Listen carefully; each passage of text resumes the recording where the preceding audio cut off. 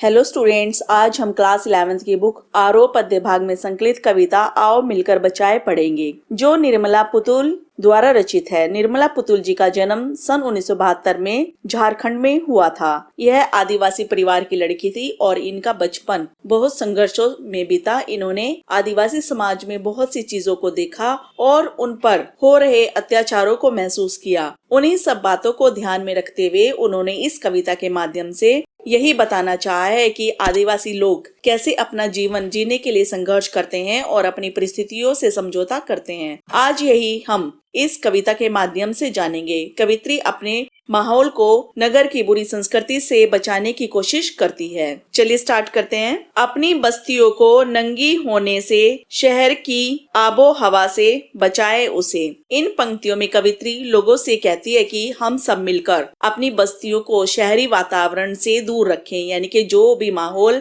अपनी मर्यादा लांघ रहा है, हम अपनी बस्तियों को उससे बचा ले, क्योंकि शहरी माहौल ने हमारी बस्तियों का माहौल खराब कर दिया है। शहर की जो आबो हवा अर्थात माहौल है, उसने हमारी संस्कृति बिगाड़ दी है। इसलिए हमें अपनी बस्तियों को खराब होने से बचाना है। बचाए डूबने से पूरी की पूरी बस्ती को हड़िया में। हमें अपनी बस्ती को बचाना होगा डूबने से, क्योंकि शहर के माहौल की वजह से पूरी की पूरी बस्ती हड्डियों के ढेर में दब जाएगी। इस पंक्ति में कवित्री बताना चाहते कि शहर के लोग उनकी बस्तियों को उजाड़कर ऊंची ऊंची इमारतें, बड़े बड़े कारखाने बना देंगे और सब कुछ एक दिन खत्म हो जाएगा। हमें अपनी बस्ती की संस्कृति को बचाना है, जिससे माहौल ऐसा ही बना रहे। अपने चेहरे पर संथाल परगना की माटी का रंग, भाषा में झारखंडीपन। इन पंक्तियों में कवित्री ये बताती है कि हमें अपने चेहरे पर, यानी कि हमारे चेहरे पर संथाल परगने की मिट्टी का रंग होना चाहिए और भाषा में झारखंडीपन, यानी कि बोली में झारखंडीपन का एहसास झलकना चाहिए, क्योंकि हर क्षेत्र की अपनी एक विशिष्ट बोली होती है और ये इस बोली पर किसी भी और भाषा का प्रभाव नहीं होना चाहिए, जिससे इसकी संस्कृति हमेशा बनी रहे। इन बस्तियों का प्रभाव कभी भी खत्म ना हो, ना तो मिट्टी के रंग से और ना भाषा से। चेहरे से ही पता चलना चाहिए कि हमारी संस्कृति कैसी है।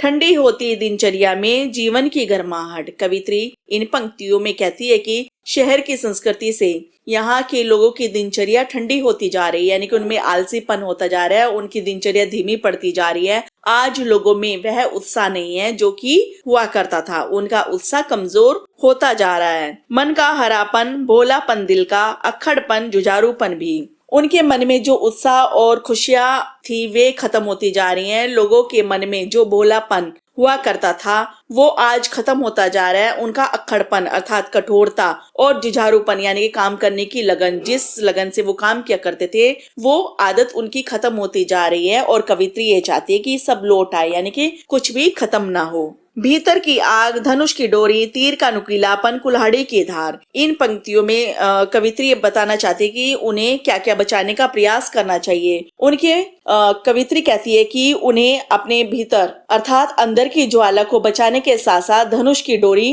को भी बचाए रखना चाहिए, क्योंकि अगर उनके अंदर की ज्वाला ही शांत हो जाएगी तो सब कुछ खत्म हो जाएगा, यानी कि अगर उनका जोश ही खत्म हो गया तो एक दिन सब कुछ खत्म हो जाएगा। इसके साथ साथ लोगों को तीर का नुकीलापन और कुल्हाड़ी की धार अर्थात अपने हथियारों के नुकीलापन को भी बचाना चाहिए, क्योंकि हमारी बस्तियों की यही संस्कृति है और शहरी संस्कृति के प्रभाव से इन बस्तियों को बचाना है। जंगल की ताजा हवा, नदियों की निर्मलता। और कवित्री आगे कहती है कि हम अपने जंगलों को कटने से बचाएं, क्योंकि उनसे ताजी हवा मिलती है और यह पर्यावरण की रक्षा भी करती है। इसलिए इन जंगलों को कटने से बचाएं ताकि नदियों को दूषित होने से बचाया जाए और उनकी निर्मलता हमेशा बनी रहे। पहाड़ों का मौन, गीतों की धुन। और आज जो पहाड़ों पर शोर हो रहा है अर्थात उन्हें काटा जा रहा है, उन्हें रोककर शांति बनाए रखनी चाहिए और हमें अपने गीतों की धुन को भी बचाना चाहिए, क्योंकि वह सब हमारी संस्कृति की पहचान है। इसकी रक्षा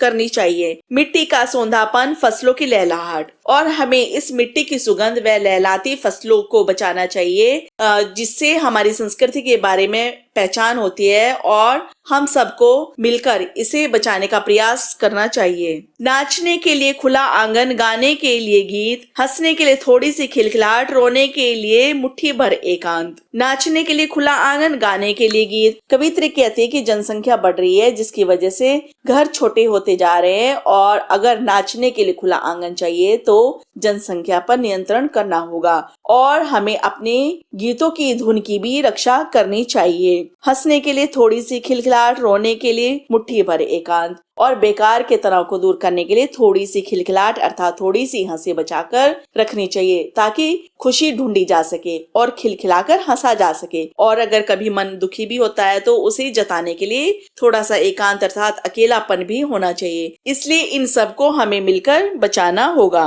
बच्चों के लिए मैदान, पशुओं के लिए हरी हरी घास। बच्चों के खेलने के लिए मैदान चाहिए जिससे बच्चे खुशी से, उत्साह से उन मैदानों में खेल सके और पशुओं के चरने के लिए हरी हरी घास होनी चाहिए और ये तभी होगा जब खुले खुले मैदान बचे होंगे जिनकी रक्षा हम लोगों को करनी है। बूढ़ों के लिए पहाड़ों की शांति और बड़े बुजुर्गों के लिए पहाड़ियों का शांत वातावरण चाहिए जिससे बूढ़े बुजुर्ग उन पहाड़ों की शांति को अनुभव कर सके और इन सब के लिए हम सबको मिलकर इसे बचाने का प्रयास करना होगा।